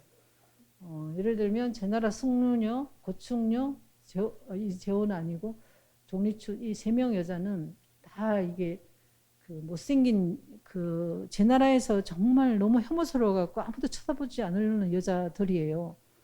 근데 이 여자들이 나중에 보면 다 이제 임금 앞에 나와서 당신의 후궁이 되겠다 뭐 이런 얘기예요. 뭐 그런 이제 얘기고 제녀 서호 이야기도 보면은 이 사람도 이게 이제 리사 라팔스라는 사람이 열여전을 서구에서 연구를 한 거예요. 근데 이 제나라의 서호라는 여자에 집중을 해갖고 셔링 더 라이트라는 이게 뽑아내요. 빛의 나눔이라고 이야기 고사를 설명해 드릴 텐데 이게 동아시아적 특성이다 이런 이야기를 해요. 열여전을 보면서 이 사람은 엄청 그 세계관에 대해서 감동을 받은 거죠. 그 다음 보겠습니다. 그러면 이건 이제 제호 소녀부터 하면은 서호라는 여자가 있었어요. 있었는데 너무 가난해 갖고 공동 작업장에서 촛불을 대지를 못해요. 그러니까 밤에 일을 해야 되니까 돌아가면서 촛불을 내는데 이 사람은 촛불을 댈 수가 없어요. 그런데 어느 날 그 공동 작업하는 동네 여자들이 소원은 이제 나오지 마라. 당신은 촛불을 되지 우리는 다 돌아가면 되는데 안 되지 않느냐. 그러니까 소호가 강변을 하죠. 아, 내가 촛불 안 되는 거 알고 있고 난 가난해서 촛불 살 수가 없다. 그렇지만 내가 촛불에 상응하는 그 노동을 엄청 해오지 않았느냐. 나는 당신들보다 일찍 와서 자리를 다 보고 당신들이 다 떠나고 난 뒤에 자리를 다 마무리하고 그리고 나는 어, 촛불 못 됐기 때문에 좀 뒤에서 항상 했다. 낮은 자리에 앉아서 했는데 지금 너무하는 거 아니냐 이러면서 뭐란 말을 하면은 한 방 안에서 한 사람이 더 있다고 해서 촛불이 더 어두워지는 것도 아니고 한 사람이 없다고 해서 촛불이 더 밝아지는 것도 아니지 않소. 어째서 별에서 나옴직한 희미한 불빛을 아끼는 것입니까? 이런 이야기를 해요. 그러니까 빛이 이제 사실 우리는 좀 그렇잖아요. 배제하려고 하는 거지. 그 사람이 있어서 정말 내가 손해가 보는 건 아닌 상황들이 많거든요. 있어도 그만 없어도 그만인데 우리는 계속 발려내려고 하는 이런 것들을 여기서 보여주는 거예요. 그리고 이제 강을의 어머니, 천하라 강을의 어머니 같은 경우도 이 어머니가 배 8필을 잃어버려 도둑이 훔쳐갔어요. 훔쳐가니까 이분이 왕궁에 나가서 내 배를 물어달라고 해요. 그때 왕이 아니 당신 도둑이 훔친 건데 왜 나한테 와서 그러냐 했더니 당신이 지금 정치를 잘못해서 그런 거다. 이런 얘기예요. 그랬더니 손수고가 재상일 때 이런 얘기예요. 아까 손수고 나왔었잖아요. 재상일 때는 길에 뭐가 떨어져도 아무도 죽지 않았고 사람들이 엄청 흡족한 이런 정치 환경이었다. 지금 당신 왕이 지금 하는 당신 재상들하고 이들은 정말 사람 서로 의심하게 하고 서로 못 믿게 하고 이런 거다.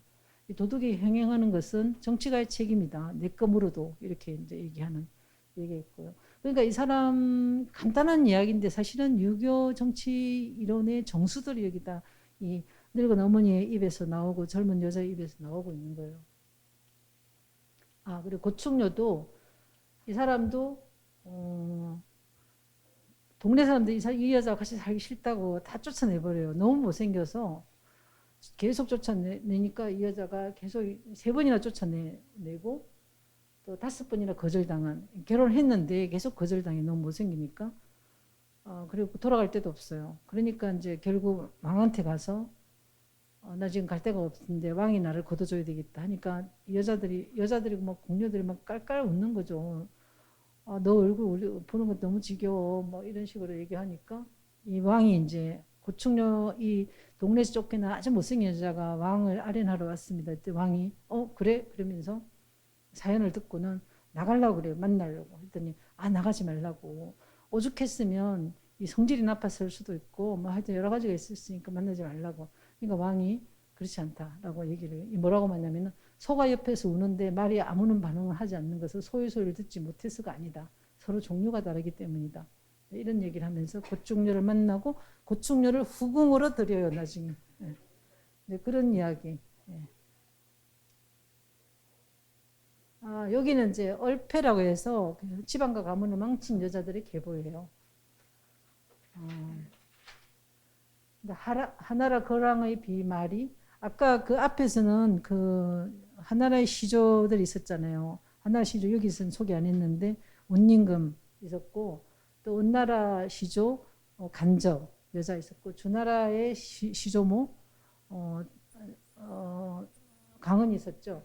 근데 여기는 이제 그 나라를 각각 문 닫은 여자들이에요. 그러니까 그 나라를 세운 여자도 여자고 문 닫은 것도 여자라는 식의 논리에 보면은 하나라 거랑이 이제 하나라의 그 하나라를 망하게 한 마지막 왕이거든요. 그 하나라의 망한 이유는 부인 마리 때문이다 이런 이야기를 해요. 근데 그 기록들을 보면 마리가 그 마리를 공격하는 말 중에 뭐가 있냐면은 이 여자는 자기가 남자인 줄 안다 이렇게 얘기해요. 막 이렇게 멋있는 옷을 입고자 하고 그 장군의 칼을 차는 거 좋아하고 막 남자처럼 본다는 거예요. 그래서 그게 이 남자들의 시선에서 그게 건방진 거예요. 그래서 이게 이제 마리를 공격하는 말이었고 달기도 마찬가지. 달기도 고사가 많죠. 근데 이 이제 기본적으로 고대 국가 세 나라가 망한 이유는 다 여자 때문이라는 거고 그래서 이거를 여하론이라고 여자는 하근이다. 또 여성 망국론 이런 식으로 해서 여자를 얘기해요. 이 유향에 의하면 나라를 망치는 조건들이 뭐냐면 아내의 아름다운 외모는 마칩니다. 그러니까 아름다운 여성에 대해서 상당히 그 호의적이진 않았던 것 같아요. 왜 그럴까요? 그거는 조선시대도 보면 여성들을 설명을 할 때 외모에 대해서는 절대 얘기 안 해요. 그러니까 오히려 그러니까 현대보다 좀 앞섰다고도 할 수 있는데 인품인 거죠. 그러니까 외모에 대해서 언급하는 거는 첩이나 이런 존재들인 거지. 그리고 외모가 탁월하다 이거는 못된 여자로 나와요. 장희빈 외모가 뛰어났다 뭐 이런 얘기하거든요. 그러니까 외모가 뛰어났다는 거는 나쁜 여자라는 그런 연결로 계속 얘기를 해요. 그리고 조선시대 모든 여자들의 그 훌륭한 왕비들 얘기해도 또 외모가 어땠다는 얘기 나오는 거, 특성이 훌륭하다. 예. 그러니까 세종이 그래서 그 강택을 처음으로 처녀들을 쭉 늘어서 넣고 거기서 뽑아서 세자빈을 삼는 이 간택을 처음 시도한 왕이거든요. 세종이 그래서 뭐라고 그 논리가 뭐냐면 그랬더니 신하들이 막 반대를 해요. 그는 인간에 대한 예의가 아니다. 어떻게 물건처럼 해놓고 양가 사대집과 딸들을 골래 뽑을 수 있느냐. 그랬더니 세종이 뭐라냐면은 지금까지 얼굴을 안 뽑았고 했더니 너무 못생긴 애들이 많다. 이런 식으로 얘기해요. 얼굴도 중요하다. 외모도 중요하다 하니까 또 이제 그 재상이 있는데, 예, 그 유명한 재상은 그래도 중요하지만 그에 집착하다 보면 외모를 흐르게 된다. 오히려 근본을 잃게 된다. 이런 이야기도 해요. 근데 이제 결국은 그렇게 뽑은 애들 다 쫓아내잖아요. 나중에 세종이. 세종은 며느리 4명을 쫓아내요. 자기 그 마음에 안 든다고. 예, 하여튼 예, 그래 아름다운 외모는 남편을 망하게 하는, 가족을 망하게 한다. 이렇게 이런 것들. 그러니까 예쁜 여자 너무 힘들지 않겠어요? 이 얘기부터 있으니까. 그 권력력이 강한 여자. 그러니까 이 망한 여자는 전부 다 얼굴 예쁘게 나와요. 예, 다 외모가 좋다고 나와요. 그리고 성욕이 강한 여자, 뭐 이것도 나쁜 여자로 얘기돼요. 저는 마리 같은 경우는 성적인 욕망하고 별로 관계 없거든요. 이 사람은 권력용이거든요. 근데도 남자 호리는 재주가 탁월했다 이런 얘기를 하거든요. 그러니까 남자들이 기본적으로 이런 여자를 좀 두려워하는 것 같아요. 자기를 망하게 할 수 있다고. 그래서 계속 남자들에게 이게 10년 전은 사실은 여성을 쓰고 있지만 남자들에 대한 훈계서일 수도 있거든요. 여자를 알아라. 예. 우리나라 지금은 지금 개발선 거예요. 여성에 대한 인식을 높이는. 예. 그리고 똑똑한 여자인데 그 똑똑한 여자가 자기를 위해서 쓴다. 지식을. 가족을 위해서 쓰는 게 아니고 이럴 때는 나쁜 지식이에요. 이 사람들은. 정치에 관심이 너무 많다. 뭐 이런 여러 가지를 얘기를 하면서 여자들을 배제시키려고 하죠. 공적 영역에서. 그리고 암탉이 새벽에 울면 집안이 망한다. 이런 것들도 여자 발언권을 계속 규제해가는. 암탉이면 집안 망한다는 이야기를 조선시대가 온갖 남자 다 사용해요. 예. 그래서 뭐 이런 거 난자포 교만했다. 뭐 예. 달기는 매우 유혹적이고 난사했다. 그리고 또 뭐 포사. 근데 이런 것들도 그 인류학자들이 왜 포사가 유나라 망하게 된 이야기를 열여전에서 서술한 이 반대 사례를 많이 논증을 해요. 포사가 나빴던 게 아니고 포사의 정치적인 뭐랄까 이렇게 배경, 이게 포족이라고 해요. 포족에 있고 사족이죠. 사시족이 있고 그 다음에 신나라가 배경으로 하는 그 또 요왕의 비가 있어요. 두 비가 정치적인 싸움을 하는 거죠. 두 비의 싸움이 아니라 각자의 그 종족 간의 싸움이거든요. 그래서 결국은 신족이 이기게 돼요. 그러니까 이긴 이제 쪽에서 패배한 쪽에 엄청나게 많은 그 이상한 식으로 서술을 하는 거죠. 망한 거에 대해서. 근데 그거다라는 얘기를 일본 학자들에서 많이 밝혀냈어요. 그달의 역사적 상황과 역사적 싸움, 전쟁 이런 걸 통해 갖고. 그러니까 뭐냐면은 어떤 망한 나라, 성공한 측에서는 망한 사람 또는 정복한 사람에 대해서 이 사람이 왜 무능한가를 계속 얘기를 해야 되거든요. 우리가 정복하게 된 정당성을 차지해야 되기 때문에 그런 측에서 이 여왕은 너무 무능했고 여왕을 무능하게 한 거는 그 마누라 포사다 하는 식으로 나온 거죠. 포사는 여기서 인간이 아니고 마녀처럼 이제 얘기되는 거죠. 그래서 이 망원 흥망론에서도 여자들이 엄청나게 개입돼 있다라는 얘기죠. 예, 근데 이제 연려전은 그렇고 연려전의 각주라고 할 수 있는 여러 가지들이 얘기 나와요. 학녀 이것만 볼게요. 학녀도 보면 부부의 이칭을 학녀라고 했어요.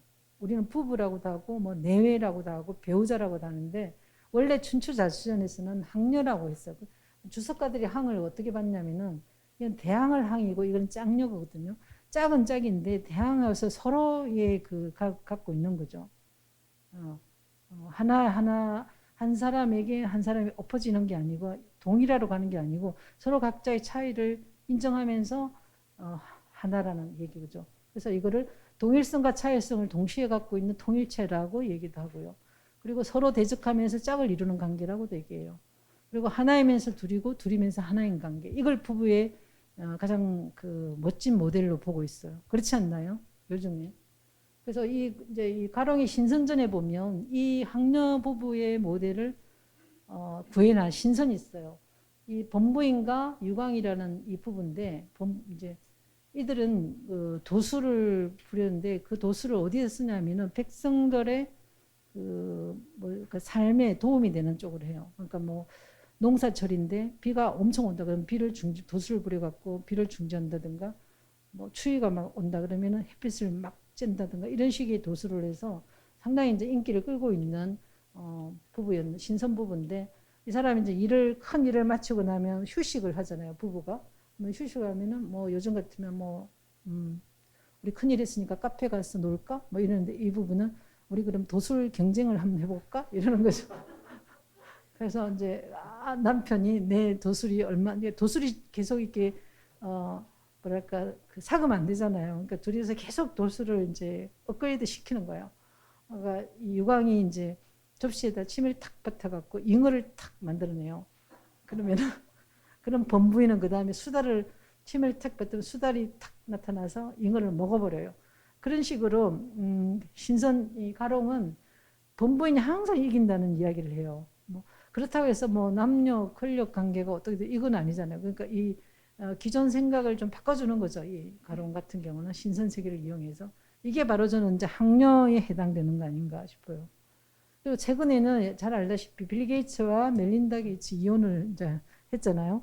근데 저는 그 뭐 이혼한 거 남들 이혼하는 건 사람도 재밌게 보잖아요. 또 이 부자도 이혼하네. 그러는데 실상이 어쨌든 간에 그 이혼하는 말이 굉장히 저는 아름다웠어요. 실질은 아닐 수도 있지만 뭐였냐면은 우리 부부는 이제부터는 서로를 성장하는데 도움이 안 된다. 서로 성장할 수 없는 이런 거기 때문에 헤어진다. 굉장히 멋있잖아요. 서로 성장. 그래서 저는 이 학녀 미국판 학녀가 아닌가라는 생각을. 실제는 모르지만 어떤 사이인지 모르지만 우리는 보통 애매한 거 이런 거는 뭐 성격 차이 이렇게 하잖아요.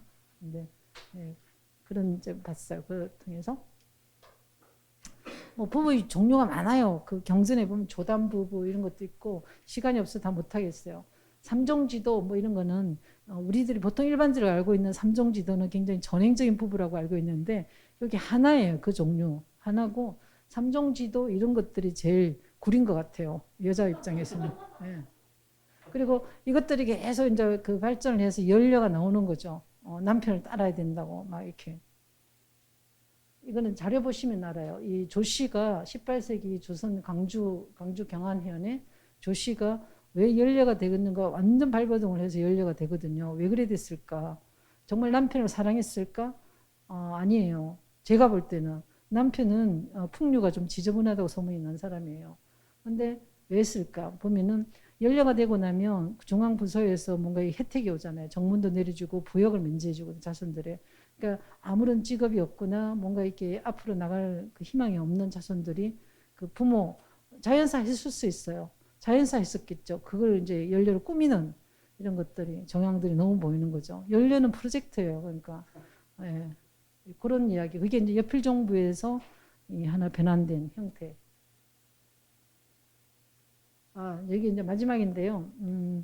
지금까지 얘기한 모든 것들은 보면은 누가 썼는가 이런 거죠. 누구의 입장에서 여성의 입장에서 썼는가 그게 중요한 거죠. 이 지식의 종류가 뭔가 누가 말하는 지식인가 이런 건데 이 북이 때 이제 사안이라는 유명한 그 장수가 있었는데 이 사람은 아내가 너무 이렇게 그 드세요. 그래서 첩을 한 명도 데릴 수가 없어요. 아내가 다 반대해요.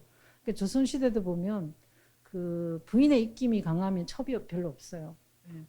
부인이 좀 몰랑하면 첩도 엄청 많이 데리고 이러는데 사안의 아내 유씨는 엄청 똑똑한 사람이었어요. 그래갖고 첩을 절대 못 데린다고 돼 있었어요. 근데 사안이 너무 이제 첩 데리고 싶은 첩이 있었어요. 사안은 너무 이제 승승장구해서 국가에서 엄청난 인정을 받는 사람이니까 주변에 보면 첩이 없는 사람인데 자기만 없는 거예요. 그래서 조카들을 이제 꼬드겨서 얘네 숙모한테 가서 그 첩을 드려야 되는 좀 드리고 싶은데 좀 도와달라. 이제 이 조카들이 그 이 숙모한테 가서 시경 종사편을 보면 그 자손을 많이 낳기 위해서는 첩이 많아야 된다고 시경에서 얘기를 했습니다.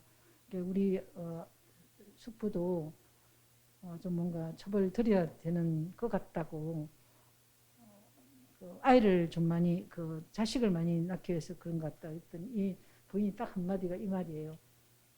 누가 썼냐 그 시? 그랬더니 주공이 썼습니다. 이렇게 해요. 그랬더니 주공은 남자잖아. 그래서 서로 칭찬하는 거야. 만일 주로 이거는 여자가 이제 주나라의 할머니 주로 여자인데 주로로 해서 이 시를 찬하라고 했으면 이런 말은 없겠지 이런 이야기를 아주 해요. 이게 이제 하이라이트인데 우통지의 특이라는 책에 이제 얘기 나와요. 사안의 안에 유씨는 그 이 지식의 원리를 깨뜨린 거죠. 누가 말한 거냐? 누구에게 도움이 되는 지식이냐? 뭐 이런 거죠. 네. 이상입니다. 그러면 질문을 좀 받겠습니다.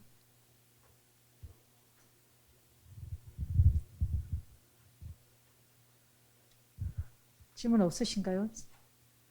대표님, 예. 네. 왜 그게 있어요?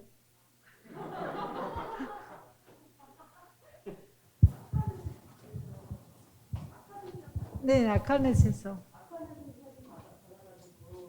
네, 감사합니다. 읽다 보니까 네. 사실 죄송해요. 처음부터 얘기해야 되나요? 아니요. 그림이 되게 예뻤어. 네. 근데 저 기억은 잘 안, 이제 내용이 막 다 기억나는 건 아닌데요. 그림이 되게 예뻐가지고 네. 이제 처음에 근데 이제 그 그림은 어디서 가져오셨는지 뭐 그런 궁금하긴 한데 그건 이제 중요한 건 지금 여쭤볼 건 아니고요. 네. 근데 이제 보다 보니 너무 좀 아까 지금 여기 내용처럼 막 이래야 되고 지금이랑 너무 맞지 않잖아요. 그래서 보다가 왜 이 책을 주신 분은 또 나한테 이 책을 왜 줬지? 이런 생각도 해가면서 이제 보다가 사실 말았었는데 지금 말씀하신 걸 들어보니 이때는 남성을 위한 이게 책이었는데 당연히 지금은 어떻게 보면 여성을 위한 책이고 이런 것들을 이제 알면서 뭐 서로가 결국 남자가 됐든 여자가 됐든 인간들이 이렇게 세상을 잘 봐라 이런 이야기인 것 같아요. 그래서 옳은 행실도도 그런 의미에서 책을 쓰셨는 건지 궁금한 생각이. 옳은 행실들은 번역이잖아요. 예. 이게 조선시대는 상당히 또 옳은 행실들과 그러니까 그 교육의 하나의 레전드였어요. 그걸 이제 보고 그에 대한 그 각자의 그 주제가 맞잖아요. 충, 효, 열, 우, 우애 또는 그 우정 이런 거잖아요. 그거는 기존에 있는 자료니까 번역을 한 거죠. 이제 그걸 옳은 행실을 보고 나면 조선시대의 사회적 원리나 인간관계의 원리가 대충 감이 잡히는 거죠. 이런 것들이 지식으로 작동을 했구나. 이런 걸 모범으로 삼아서 사람들이 의미를 부여했구나. 이런 거죠. 선생님께서 그 책을 번역하신 이유가 그냥 그런 예술이거나 아니요, 그거는 우리 규장각의 그게 그 학술도서 시리즈였거든요. 네, 그래서 제가 의미를 둔 게 아니고 그냥 원고료도 많이 주는 거고 돈이 좀 많이 줬어요. 그리고 다 우리들이 또 하나씩 의미 있는 거 하나 해보고 싶어갖고 한 거죠. 그러니까 뭐, 그렇게 학술적 결과물들이 번역이나 이런 것들은 뭐 그게 너무 빠져갖고 의미를 크게 부여해서 하기보다 우연한 어떤 기회에 하는 수도 많아요. 저는 그래도 제가 연려전 행실도나 연려전류의 번역을 많이 했기 때문에 오륜 행실도는 거저먹기 정도였어요. 그러니까 많은 반복되는 내용이 많았고, 그게 오륜 행실도 보면 연려전에 나온 이야기들이 거의 많죠. 네, 고맙습니다. 네, 교수님 강의 잘 들었습니다. 네, 고맙습니다. 연려전 저도 다시 한번 읽고 싶어집니다. 교수님께서 그 제주도 모슬포에 있는 한양할멈이라는 그 부분의 연구를 진행했던 걸로 제가 기사에서 읽었는데요. 제가 그 한겨레 신문에 칼럼을 네네네. 2년 동안 썼거든요. 네네. 그 중에 이제 54명을 썼었어요. 네네. 근데 그 중에 그 한양할멈, 그 네네. 정남주가 있었고, 그 이번에 한겨레 출판사 책이 나와요. 또 하나의 조선이라고. 네. 근데 그래서 제가 그 알고 싶은 부분은 네. 그 제주도 쪽이나든지 남쪽에 기항사리를 많이 보내고 또 간노비로서 여성을 많이 보내지 않습니까? 네. 거기에 섬에서 또는 거기에서 재가를 많이 하는 걸로 알고 있거든요. 네. 그쪽 지역에 있는 남자들, 네. 그쪽에 있는 유지 남자들, 그리고 거기에 결혼을 해서 자손을 낳아서 다시 한양으로 진출한 것들 사례가 있는지요? 그건 저는 그 정남주는 그 종교적 실천을 하다 죽은 것 같아요. 그 감비로 갔잖아요. 정남주가 항사영의 부인이거든요. 항사영 백서에 그 했던 항사영은 능지처사를 당하고 정남주와 그 2살배기 아들은 기항을 가게 되죠. 하고 이제 정남주는 제주도에 배치되고 그 아들은 2살이니까 그 추자도에 배정이 돼요. 추자도에 넘어가는 과정이 저는 아마 간노로 아니고 이 부인이 아이가 죽은 걸로 하고 이제 그 바닷가에 버렸다는 이야기를 들었거든요. 그래서 어부가 이제 찾아가 그 아이가 하나 있어서 길렀다는 얘기인데 이 정난주는 이제 자기 배교를 한 거거든요. 나는 천주교를 배교하겠다 하는 조건으로 살은 거예요. 그러니까 거기서 자기가 천주 신자인 걸 숨기고 37년간을 하죠. 뭐 결혼하고 이런 사람은 아니죠. 정다산의 조카예요. 또 알고 보면. 저는 조선시대 인물들을 보면 왜 이렇게 다 연결돼 있지? 이런 생각이 들어요. 네. 제가 그거는 그쪽이 추자도에 아시는 분 중에 네. 그 얘기를 그거 비선 얘기를 들었기 때문에 질문을 던진 거거든요. 네. 그 추자도에 살면서 그 간노라든지 한양의 우수한 집안의 교수인데 네. 이렇게 역적으로 몰려서 네. 양사리로 온 여성을 네. 재가를 했다 해서 그런 사례도 있기도 네, 하겠네요. 네. 찾아보면 그죠? 네네. 그분이 조상이었다 이렇게 말씀하시는 분이 있었어요.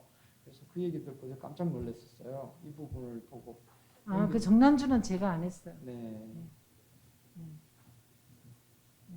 지금도 조선 시대의 그 각각 여성들의 삶을 찾아낼 수 있는 자료들이 계속 나오고 있거든요. 얼마 전에는 그 무덤에서도 나와서 새로운 또 이야기를 가능하고 그런 이야기가 하나씩 나오면 조선 시대를 설명하는 그 부분들이 굉장히 풍부해지는 거죠. 조선 시대는 우리가 좀 알고 있는 뭐 18 몇 명을 가지고 조선 시대 여성의 삶을 구성하기 너무 빈약하잖아요. 근데 굉장히 다른 삶들이 많거든요. 그 제 책이 이번에 책에 나오는 거기는 하순채 씨라는 분은 엄청난 재산을 모으는 데 관심이 많아요. 계속 땅을 사들여요. 땅을 사들이고 이 죽고 난 뒤에 이 분쟁이 될 수 있는 땅을 서류로 그 해서 계속 그 단도리를 하고 뭐 이런 것들을 보면서 여성들을 그 능력은 여자 남자 가릴 게 아니고 인간 기본의 능력을 다 갖추고 있는데 이제 교육이나 지식이나 이런 것들이 어떤 능력을 약화시키고 어떤 게 강화시키냐 이 차이도 있는 것 같아요. 앞으로 향후 앞으로의 지금은 커뮤니케이션 시대이고 원시 시대 때는 여성들이 남성보다 남성의 힘이나 또는 권력을 휘둘렀다면은 여성은 그 부족 내에서 자녀를 양육한다든지 교육시킨다든지 이웃과 교류를 한다든지 인류학적으로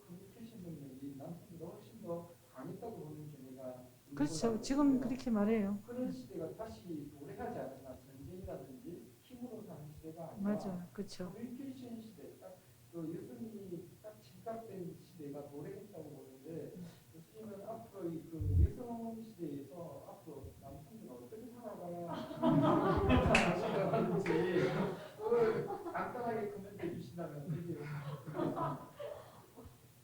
상대를 알려고 해야 되지 않을까요? 상대 입장에서 알려고 하는 거.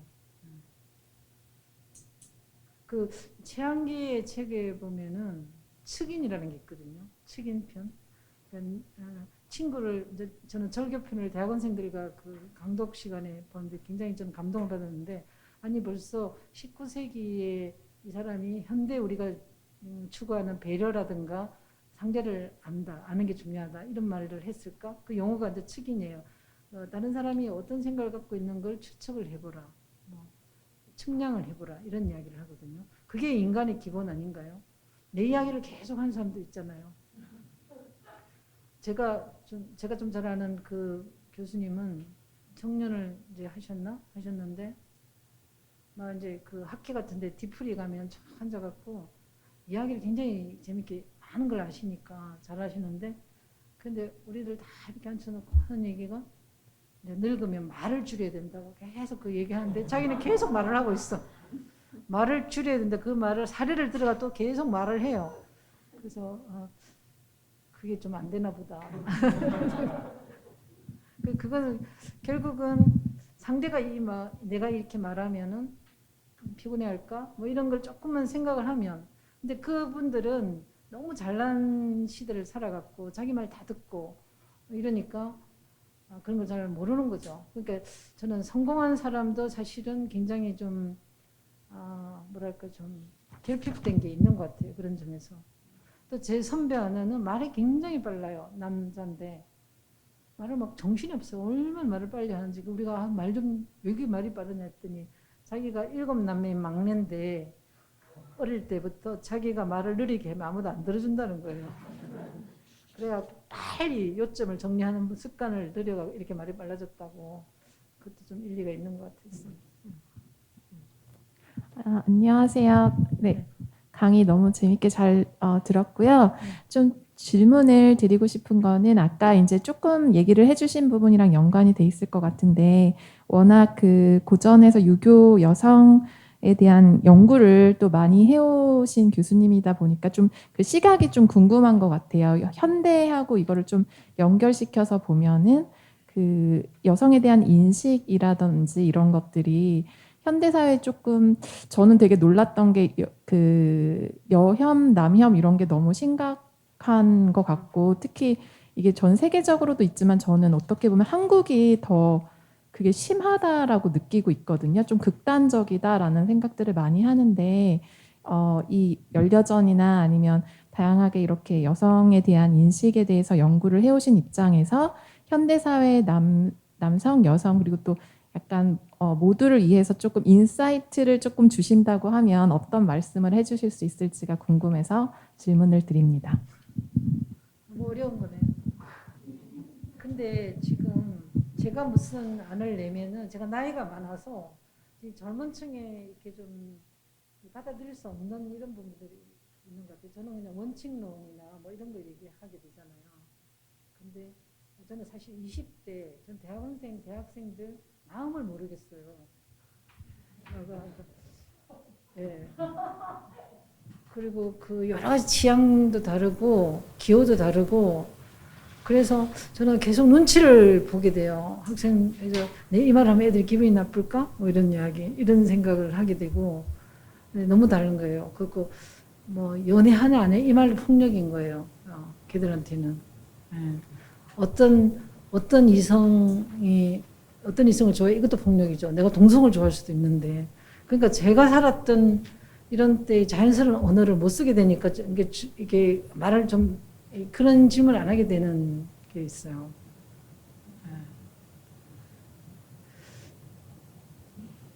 예, 잘 모르겠어요. 저는 그냥 잘 살고 있거든요. 근데